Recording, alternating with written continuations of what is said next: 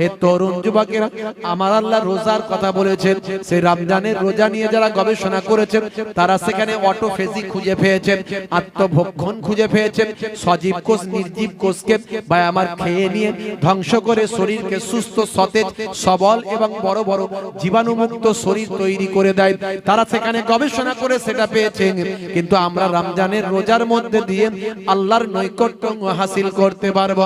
এ তরুণ যুবকেরা, কোরআন মাজিদে আমার আল্লাহ যে নির্দেশনাগুলো দিয়েছেন সেটা আপনার আমার জন্য একেবারে বাস্তব আর বিজ্ঞানে পরিপূর্ণ।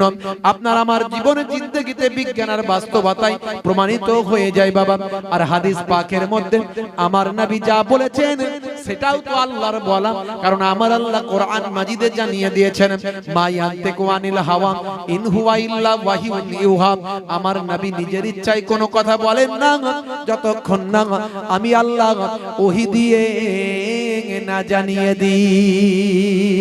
তাই আমার আপনার নবী বিশ্ব নবী যা বলেছেন সেটাও বিজ্ঞান আর বাস্তবতায় পরিপূর্ণ। হে জওয়ান যুবকেরা, হে আমার বন্ধুরা, শুনে রেখে দিন বাবা, জেনে রেখে দিন বাবা, 1450 বছর আগে বিশ্বনবী আমার জানিয়ে দেন, বিশ্বনবী আমার সোনার জবানে জানিয়ে দেন, যে ব্যক্তি যে মানুষটা সকালবেলা খালি পেটে কয়েকটা আজুয়া খেজুর খাবে, এক জায়গায় বলা হয়েছে 7টা আজুয়া খেজুর খাবে, সারাদিন বিষক্রিয়া তার শরীরে আর কোনো প্রভাব ফেলতে পারবে না। একজন ধর্মযাজক ধর্মীয় পণ্ডিত মুসলিম পণ্ডিতকে বলল, হে মুসলমানদের ধর্মীয় স্কলার, আচ্ছা বলুন তো দেখি আপনার ধর্মে যা বলা হয়েছে সবের মধ্যে বিজ্ঞান আর বাস্তবতা পাওয়া যায়। নামাজের মধ্যে পাওয়া যায়, রোজার মধ্যে পাওয়া যায়, পায়ের গিরার উপরে পোশাক পরলেন, ভাই আমার নবী পোশাক পায়ের গিরার উপরে পরতে বলেছেন, এর মধ্যে বিজ্ঞান পাওয়া যায়। আপনার নবী ডান দিকে কাত হয়ে ঘুমাতে বলেছেন, এর মধ্যে বিজ্ঞান পাওয়া যায়। আপনার নবী বলেছেন চেটে বুঝে খাবার খাবে, আপনার নবী বলেছেন পরিমিত খাবার খাবে, আপনার নবী বলেছেন বসে পানি পান করবেন, আপনার নবী বলেছেন বসে পেচ্ছাপ করবেন। সবের মধ্যে নালে বিজ্ঞান বাস্তবতা পাওয়া যায়। কিন্তু মনে রাখবেন, এই যে আপনার নবী বলেছেন যে বাবা 7টা খেজুর, যদি আজুয়া খেজুর যদি সকালবেলা খালি পেটে খাওয়া হয় তাহলে সারাদিন কোনো বিষক্রিয়া তার শরীরে আর কোনো কাজ করে না। এর বাস্তবতা কি? এটা কেন নবী বললেন? এটা কি সম্ভব?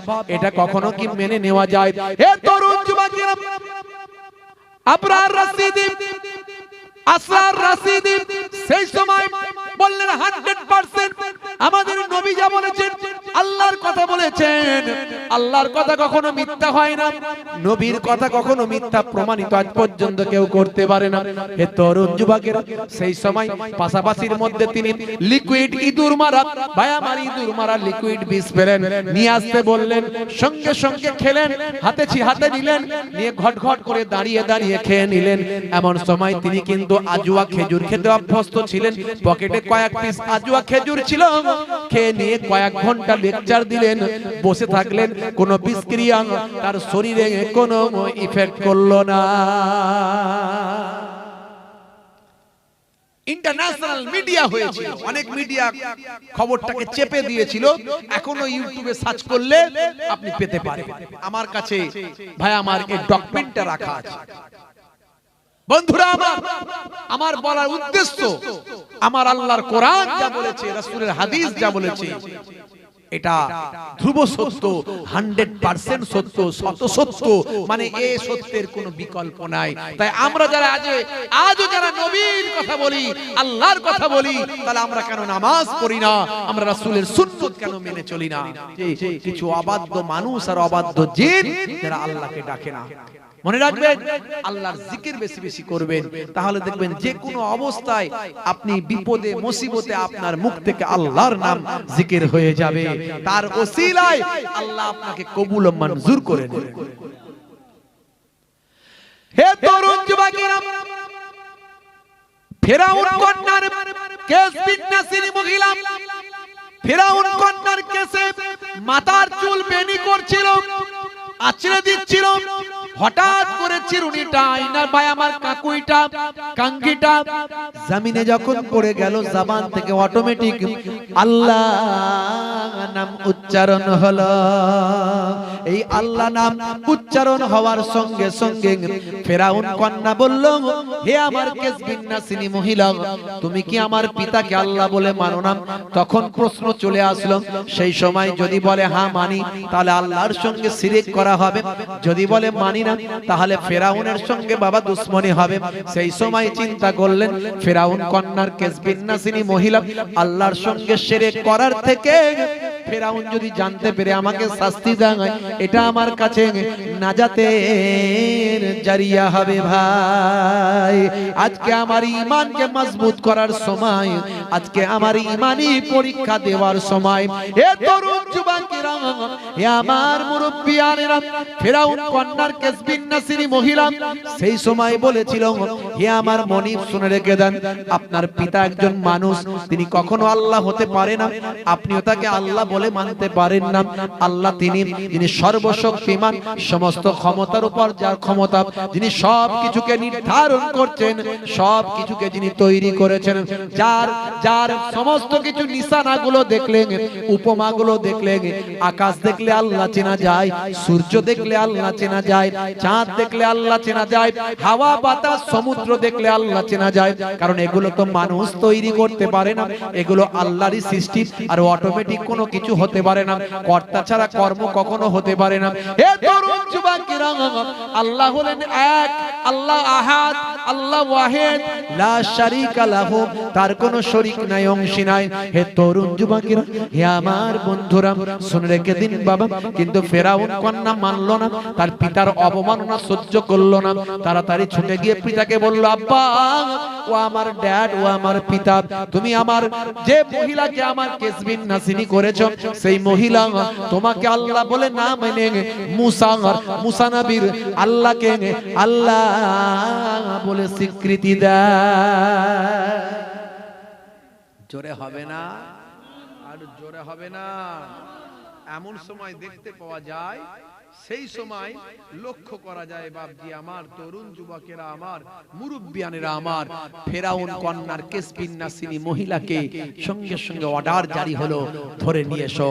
ধরে নিয়ে এসে রাজ দরবারে হাত পা বেঁধে জমিনে ফেলে দাও। জমিনে ফেলে তাকে জিজ্ঞাসা করো যে আমি ফেরাউনকে আল্লাহ বলে মানে কিনা। মনে রাখবেন, ফেরাউন কারো নাম নয়, এটা একটা উপাধি। যেমন রাজা, সুলতান, বাদশাহ, নেতা, এগুলো যেমন উপাধি। তৎকালীন যুগের মুসা নবীর জামানায় ফেরাউন আলাদা, ভাই আমার ইব্রাহিম নবীর জামানায় ফেরাউন আলাদা। বুঝতে পারছেন, এরকম বিভিন্ন জামানায় ফেরাউন আলাদা। তো এই জামানায় ফেরাউন ছিল আলাদা, মুসা নবীর জামানার ফেরাউন।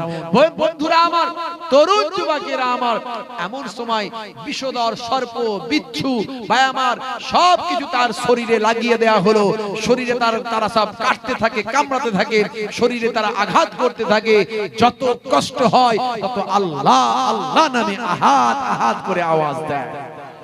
জোরে হবে না, কারণ তিনি জানেন এখন আমার ঈমানকে বাঁচানোর সময় এসেছে।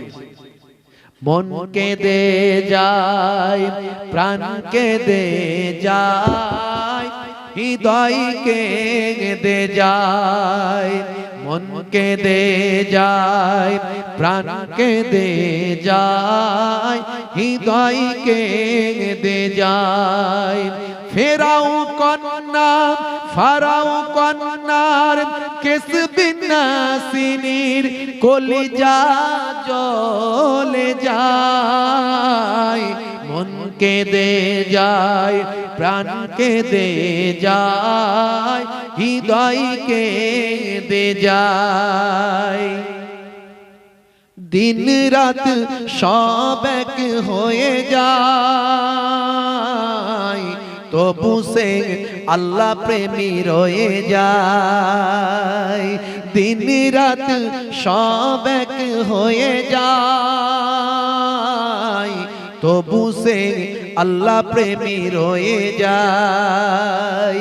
হে তরুণ যুবকেরা, যতই কষ্ট দেওয়া হয়, ফেরাউন কন্যার কেস বিন্যাসিনী ওই মহিলা আল্লাহ আল্লাহ আল্লাহ আল্লাহ নামে আহাদ আহাদ করে আওয়াজ দেয়।